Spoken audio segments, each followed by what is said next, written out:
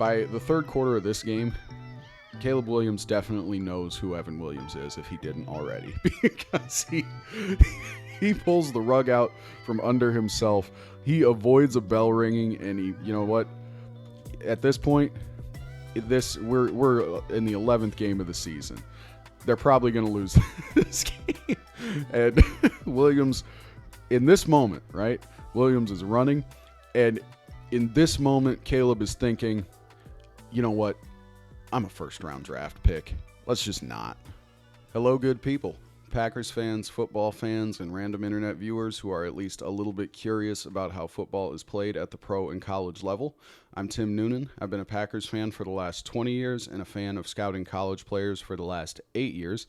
And today I will be looking at the film of Packers third-round pick, Evan Williams, out of the University of Oregon, transferred there from the University of Fresno State, so we'll see some tape from both of those. If you like the video, make sure to take a chance to hit the like button, subscribe, hit the little bell so that you know the next time I'm on here talking about football at the pro or college level. Without further ado, let's get into what to expect from this breakdown of Evan Williams. First thing I'm going to look at with Williams is his ranginess, his ability to move across the field. I think he is a plus athlete in terms of speed and agility. I think he can hang on the field with most of the pros that he will come across. But he's not the most imposing in terms of strength or length or weight, you know. He gets around the field, he moves well, he hits hard, so we'll look at some plays there. The second aspect of his game that I want to look at is his ability as a run defender and as a blitzer. He makes really quick decisions, he makes quick reads, and he is very aggressive when he decides to throttle down. So we'll look at some plays where he's making some interesting reads. He's a fun player to watch because you're not always sure what he's going to do, not in a way where he's erratic, but in a way that you can tell he's prepared, he's studied, and he understands the situations that he's in. He has great situational awareness for when to take risks and when to hang back and be a little bit more cautious. We see both of those things. He's not just a gambler. He's also somebody who will hang back and make the cautious play, live to fight another down. So interesting balance there as a run defender and as a blitzer. Third area I'm going to look at are the physical limitations of his game. Like I said, he's not super tall.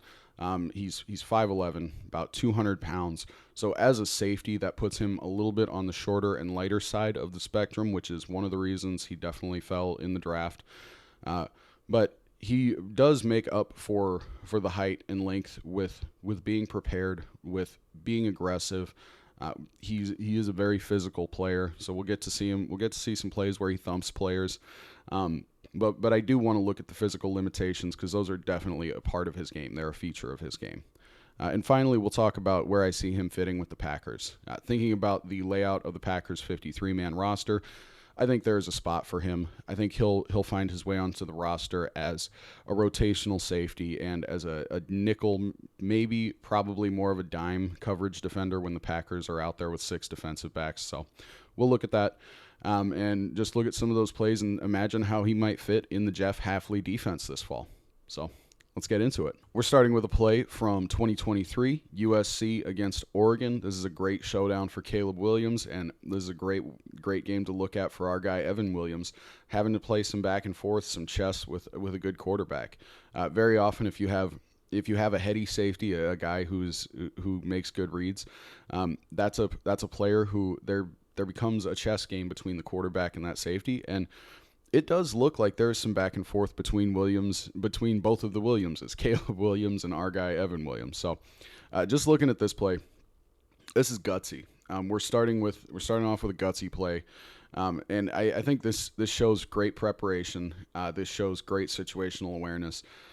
Oregon is up 19-7, so they have some leeway to play with. But also early in the game, you don't ever want to stop being aggressive just because you're up. And so Evan recognizes something early in this play and guns on it. So it looks like the defense is in some kind of cover 2 on Evan Williams' side of the field, where he's responsible for dropping into the deep half and covering over the top for this wide receiver. He quickly bails out of that zone because the offensive line falls apart and gets a strip sack when he goes from this deep half zone to rushing down on the quarterback. So we'll watch this in real time. So you see him start to drop back there, and then the pocket falls apart, and he just guns. It happens so quickly. And there's a strip sack, fumble.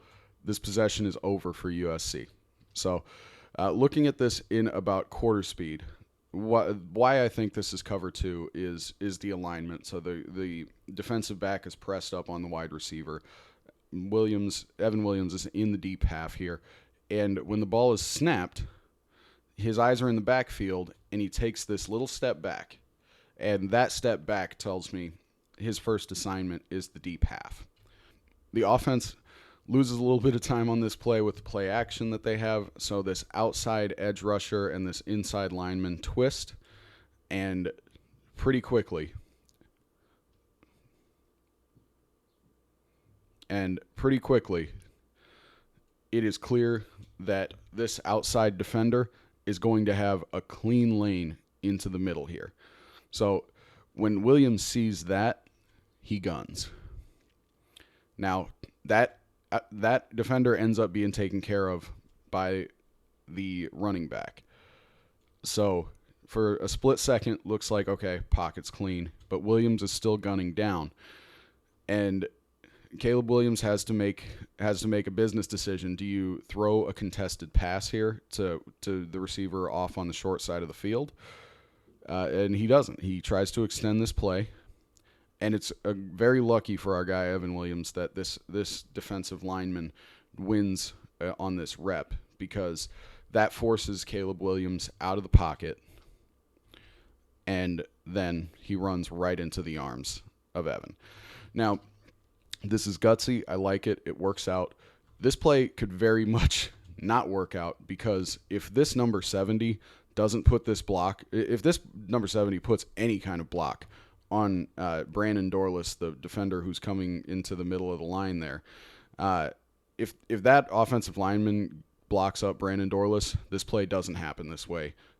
Caleb Williams has about a pretty clean pocket and some room to maneuver, and this receiver over the hash mark runs right into the deep half that Evan Williams is supposed to be covering, and you can see he gets there with little resistance.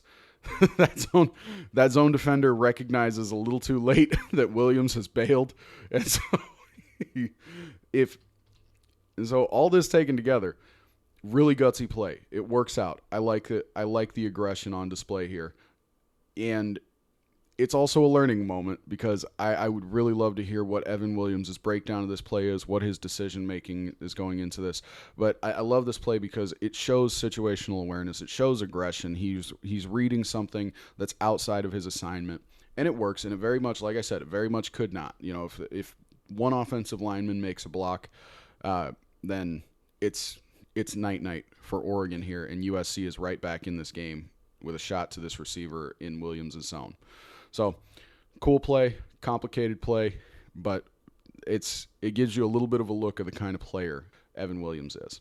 Next play, very straightforward. We're going with just a simple pursuit. You get to see his ranginess on display here.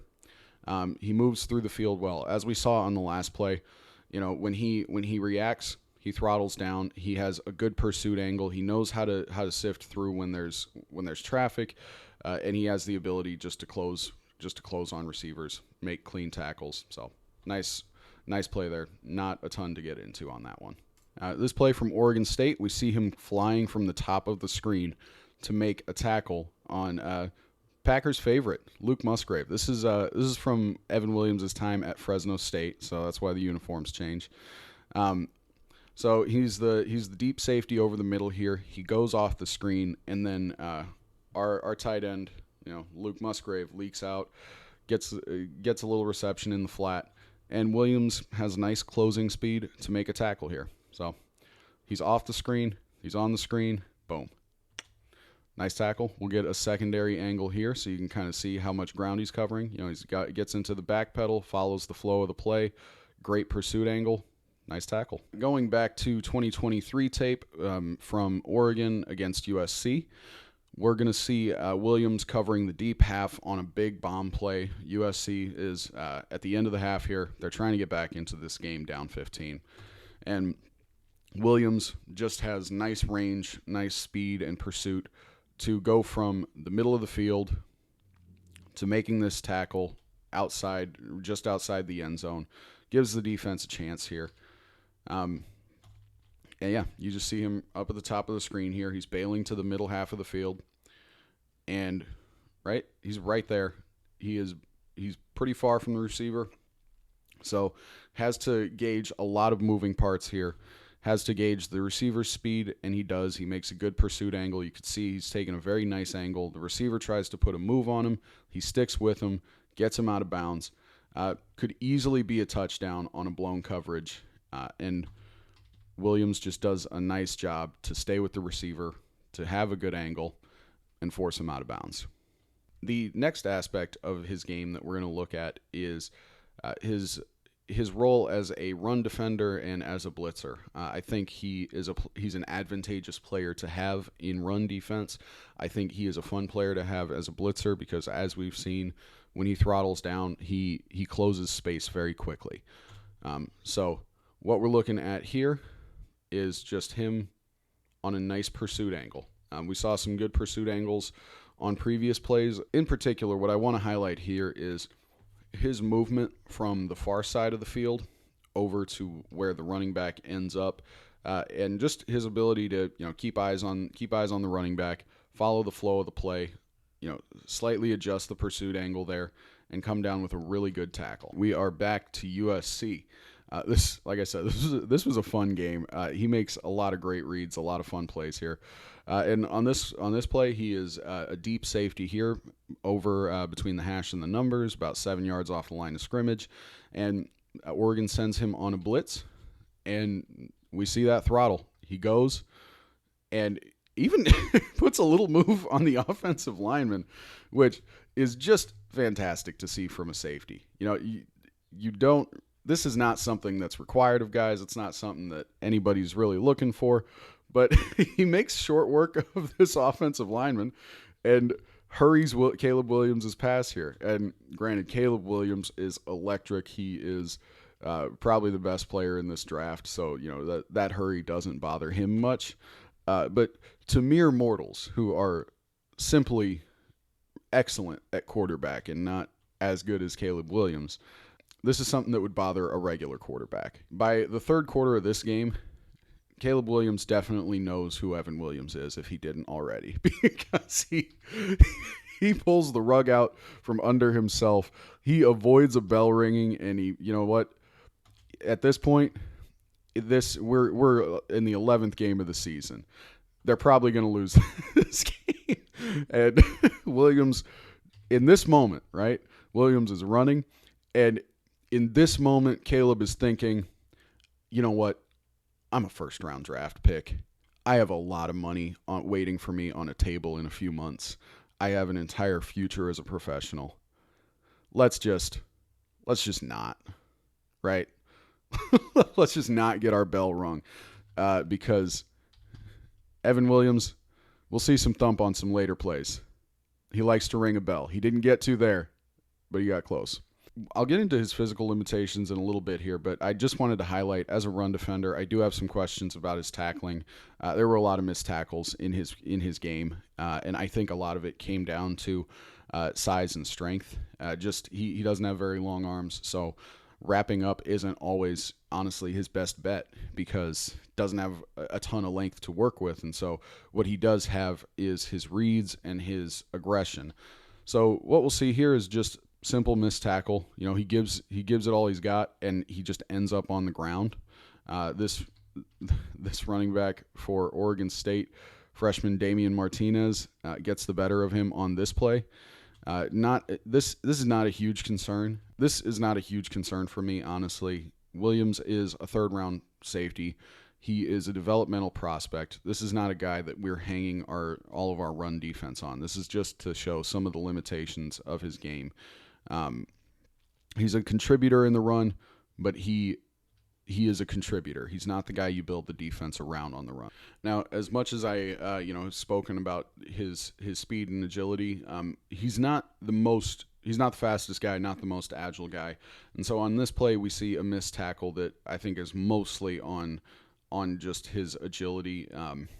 He's in position to make this tackle, it seems, but running back presses to the outside, cuts upfield, and simple move. Williams is here. He's in a good position to at least get a hand on him, but you do just see all of the physical limitations: length, speed, quickness. He's got the speed and everything to stay on the field, but he can have a move put on him.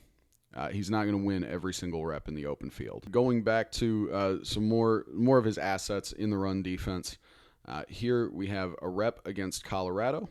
This is a pass play, but you see his ability to read and react quickly, and he just puts a good thump on this receiver.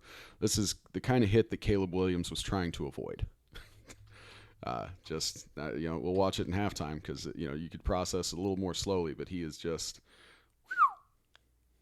thumping him. It's a good play.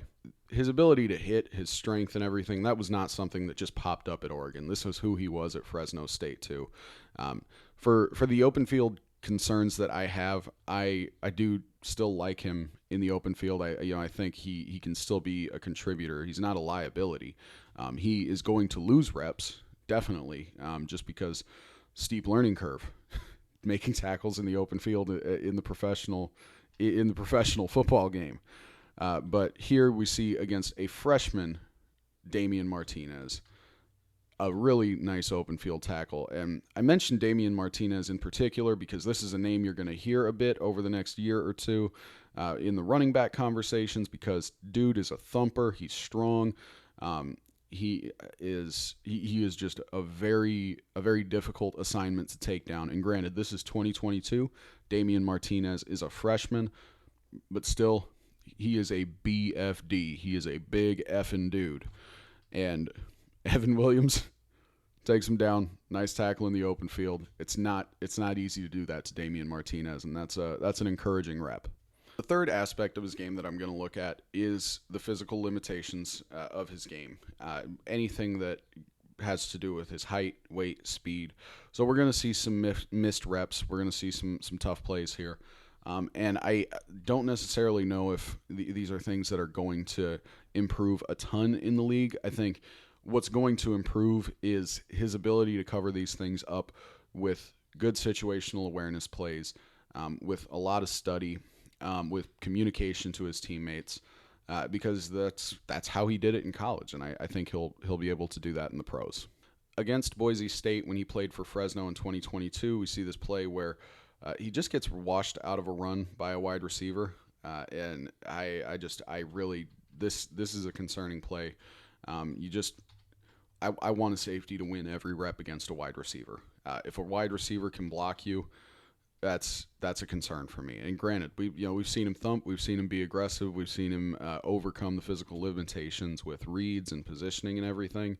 But this is just one of those things. Granted, this is from 2022, so this may be something that's been worked out of his game. Maybe he's figured out how to attack those lighter guys to ensure this doesn't happen. But this kind of thing where he's beat by a wide receiver, you just don't want to see that. And it's more than just fitting a gap here, because he's definitely fitting a gap. That's partially why he's in that position. But man, once that ball goes outside, just drive through that receiver. But the receiver has him beat. So just don't want to see that. This is not a consistent thing that pops up. But even as an aberration, it's a concern. We're going to see a couple plays here where the previous third-round pick from the Packers, the running back Marshawn Lloyd, puts a move on him, puts him on the ground, and look, Marshawn Lloyd, he's a tough assignment physically. He's shifty, he's strong. So there's a lot worse guys to lose to, but you do just see the limitations of his quickness, where he's just out of position so quickly. He's in a good spot here, and Marshawn Lloyd puts him out of position with one cut, one burst up field, and he just misses this tackle. Because again, like I said, length, Length is not a strength of his. He doesn't have super long arms, and so he can't reach out for that shoestring tackle and really secure Lloyd the way that like Javon Bullard would be able to probably. Now this play is one that I actually looked at for Marshawn Lloyd in my last video, and this is one that Marshawn Lloyd loses. But before Lloyd loses this rep, he puts our guy Williams on the ground. When I see a stiff arm really work on a guy and he's lighter and he's got length, he doesn't have very long arms. Those are things that all just pop up into my mind. Like, oh man, if his arms were longer, if he had a little more sand in his pants, he could be able to hang in there. But on this one, he just gets put in the dirt. It's a tough rep. These are the kinds of things where you see the limits of his game, particularly in the run. I think he can be an asset in the run in time, but I think it's going to take a second. I think he's going to need to learn maybe halfway through the season. Maybe it takes a full season to really be a contributor in that area. But I think it'll happen. But he's going to have to find a way around these physical limitations to still make his impact felt. Very similar rep here against Colorado, just pure length stiff arm. This is 100%. You just very clearly see this running back has longer arms than he does, can't get good contact on him. He's just not able to make a play. He's in good position, right? Forces the running back to bubble out, so he's still making an impact on this play. But you just really want to see him bring these guys down, and these are the kinds of things that'll make you fall in the draft as a safety. I do not want to act like all these physical limitations, make him a super raw prospect, or he's got a lot to work on, or he's got to hit the gym, or that. No, he's an athlete. He's got his traits. We'll talk a little bit more about where his physical strengths really lie. But on this play, just want to close out this section with a play where he has a nice tackle after fighting through a block. So this is not Damian Martinez. This is against Oregon State. This is their other rotational back at the time. So what you're going to see here is our guy Evan Williams taking on a block. Right, run develops, running back attacks. Right, fights through this blocker. This is a receiver. I started with a concern about how does he handle receivers. So this again, that like I said, that was not a thing that showed up on every single play. It doesn't show up on this play. He fights through this blocker well, and then after fighting through the blocker, takes on that stiff arm, still finds a way to get his man to the ground, hanging in there for a shoestring tackle. The running back is pretty upset, understandably, because there's a lot of daylight behind Williams. Just a great tackle. So the last thing that I'll wrap up and talk about is just where I see him fitting with the Packers. I think he is a rotational safety, probably third or fourth safety on the roster. Either if he beats out Anthony Johnson Jr. I don't necessarily see that happening. I think they like AJJ. I think they like Anthony Johnson Jr. He'll either be that third, fourth, fifth safety in rotation, or he'll be kind of a hybrid safety.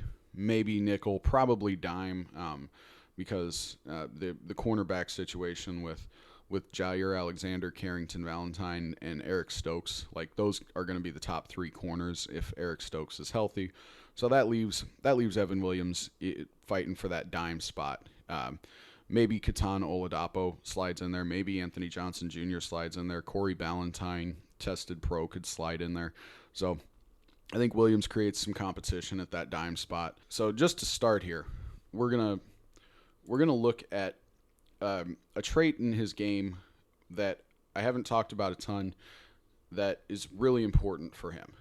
It's his ability to jump. His verticality is really impressive. It's one of the most dominant parts about his game as an athlete. As you can see on the screen, these different representations of his athleticism just show this guy can jump, he can get vertical, and this is not just something that he does in the gym. He is not an Under Armour all-star. He can actually do this on the field. So I'm gonna talk about the impact his leaping ability can have on games. But first, just want to show you what it looks like on the field. So right here, he is up. And that is not, not putting a ton into this. That young man is far off the ground. On this particular play, it doesn't actually have a huge impact, I don't think. I think, it does, staying in between the quarterback and the receiver, he does create kind of a tight window with the leaping ability there. But ultimately, receiver drops it. But what's important and what I want you to hold in your mind is he can get up, he can jump. And if he is between a quarterback and a receiver, that leaping ability makes up for any lapses makes up for a lot of lapses in speed, agility, or even if he makes a read that takes him out of position. So keep that in mind. So on this play, what we see here is Oregon is running man free. So they're running a single high zone. This safety over the top on the hash is responsible for everybody over the top, just helping out wherever he can. And this guy, who's initially over the tight end, goes in for a blitz, or just goes in to rush the passer, and Williams ends up responsible for the tight end. And this is another play, like the very first play we saw. This is something where you kind of see his personality. You kind of see that he likes to mess with offenses because he is not in position to defend this tight end. He's 10 yards off the tight end. He is like 5 yards inside where the tight end is aligned. Like this is a bizarre alignment. Just to have pre-snap. He's nowhere near his guy. This is man coverage, and he's not near his man. But you see the impact of his leaping ability on this play because he can keep eyes on his man, and he can have a good cushion because as soon as that tight end gets in behind him, this space that is between him and the tight end, this is not space. If he sees the tight end's hands flash, he can jump. He can get up. And so he buys himself a little bit of time by having that leaping ability and just giving the offense a funky look on a third down.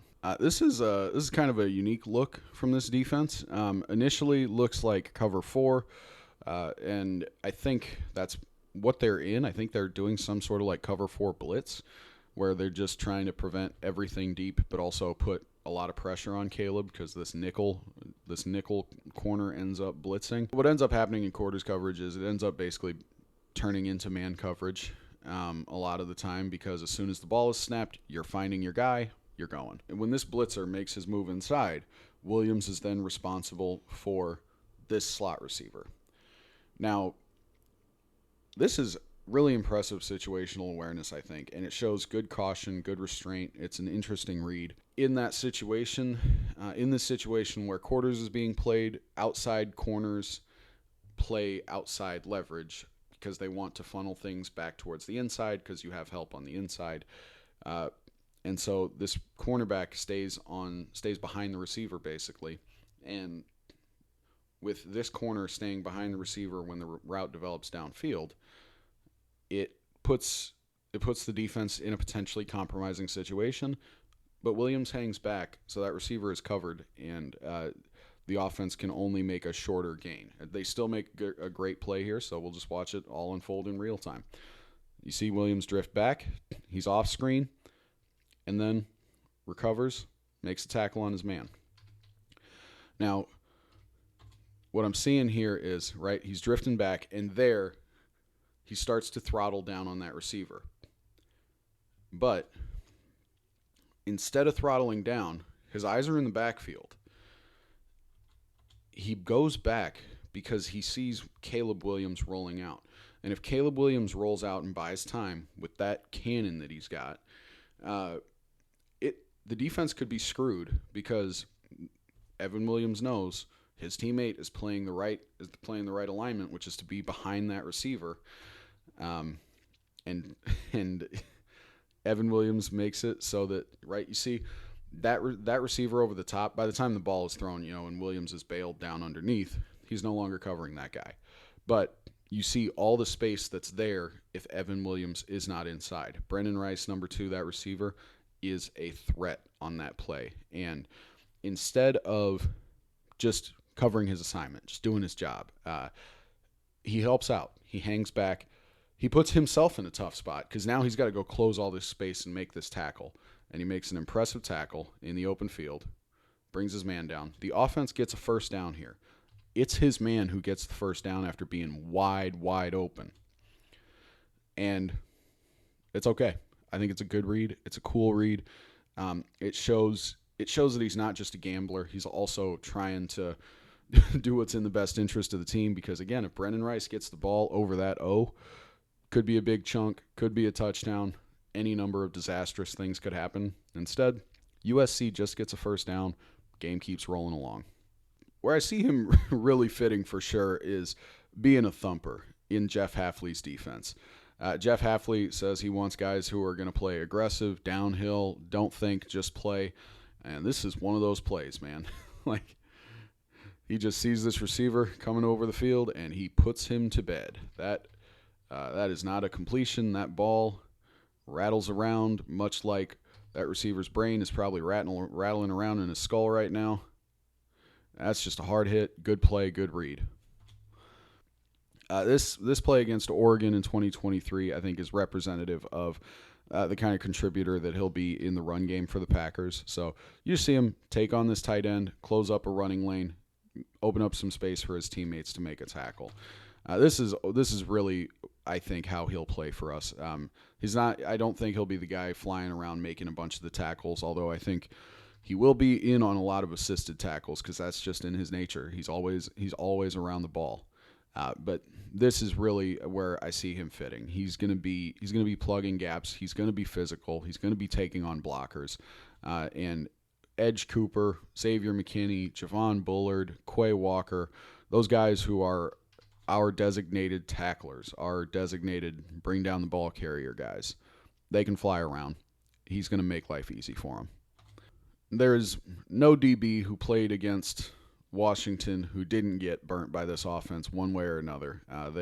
This was a very good offense, and he doesn't even really get burnt here. He just gets beat a little bit on a crosser, still creates a tight window. This is also just a fun trick play. I like the call here from Washington, and hell of a throw, hell of a throw by the running back. Puts it where only his man can. But really what I want to highlight here for Williams is, he's behind his man here on this crosser, but he's creating a tight window. That ball has to be on the money because you can see Williams' hand is right there at the time the ball is thrown. If it's anywhere in that receiver's body, it's going to be really hard to bring down that ball. So he creates a tight window. He is running across the field on this crosser, which is a tough man assignment to have. And he just sifts through it well, creates a tight window, is still in on the action, makes a great tackle, and I think this is the kind of play that is encouraging. Like, you're not drafting Evan Williams to be, the most dominant pass breaker upper in football. You're drafting him to be a solid pro, to make life tough for the offense, and to bring down ball carriers. Closing it out, I'm going to look at a quick PI. He definitely has some limitations in the pass game. Man coverage that's not his strength. Here you see him drifting back in man coverage against Devin Culp, the tight end, and this ball is put in a really great spot, but you just cannot be that handsy. And really, what draws the PI here, because I love physical DB play. I love when receivers and defensive backs are hand fighting. I like when they're pushing. I like this. This is good. Put that hand out there, man. Let the receiver feel you. Let the receiver know that you're right there. But this turns into a grab, and that is what you can't do, especially right in front of the ref. They're going to call that every time. That flag comes out almost before he does it. It's not a great play. Oregon did not try to put him into a ton of man situations. He was much better as a zone defender, as a run defender. This is the man coverage game. I don't think is a huge strength of his game right now in the pros. All in all, really, really solid player that the Packers picked up. I think this is a guy who I would love to see make the 53-man roster. I think he's fun. I think he is pretty savvy player. I had a good time watching his film. I had questions, but also I think he's going to be fine. I hope he's around for a while, and I think he is somebody who can create competition for the entire DB room, whether it's the safeties, whether it's the defensive backs in that dime spot, because he is going to be prepared and he's going to force the guys around him also to be prepared. If you liked the video, make sure to hit the like button, subscribe to the channel, ring the little bell so that you know the next time I'm on here talking about football at the pro or college level. Please feel free to leave comments. Tell me what you think. Tell me if I missed anything. I've had comments on previous videos, just let me know about some details that either I had missed or that I didn't quite catch on, and so those things make me better at this, and I really appreciate those comments, as well as the positive comments from people who just appreciate the videos. So thank you very much. I hope you have a great day.